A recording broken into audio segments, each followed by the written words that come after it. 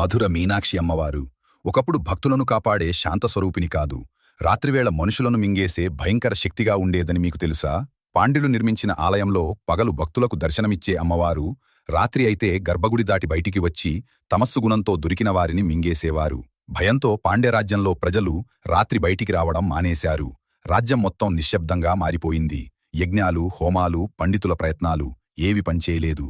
అలాంటి సమయంలో ఆదిశంకరాచార్యులు ఆ రాజ్యంలోకి వచ్చారు. రాజు జరిగిన సంగతిని వివరంగా చెప్పి ఈ రాత్రి బయటికి వెళ్ళకండి అని వేడుకున్నాడు. కాని శంకరాచార్యులు నవ్వుతూ అమ్మ దగ్గరికి వెళ్లడానికి భయం ఎందుకు అని చెప్పి ఆలయంలోనే ధ్యానం చేయడానికి బయలుదేరారు. రాత్రి గడుస్తోంది. ఆలయం నిశ్శబ్దంగా ఉంది. గర్భగుడి తలుపులు తెరుచుకున్నాయి. మీనాక్షిదేవి బయటికి వచ్చింది. ఆమె దృష్టి ధ్యానంలో కూర్చున్న శంకరాచార్యులపై పడింది. తమస్సుగుణంతో ఆయనను భక్షించడానికి ముందుకు సాగింది. అయితే శంకరాచార్యులు కళ్ళును తెరిచి భయపడకుండా స్తోత్రాలతో అమ్మను స్తుతించారు. ఆ భక్తికి ముగ్ధురాలైన మీనాక్షిదేవి ఏం వరం కావాలో కోరుకో అని చెప్పింది.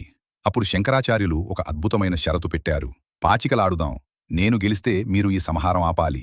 నేను ఓడితే మొదట నన్ను భక్షించండి. దేవి అంగీకరించింది. సుందరేశ్వరుని సాక్షిగా పెట్టి పాచికలు మొదలయ్యాయి.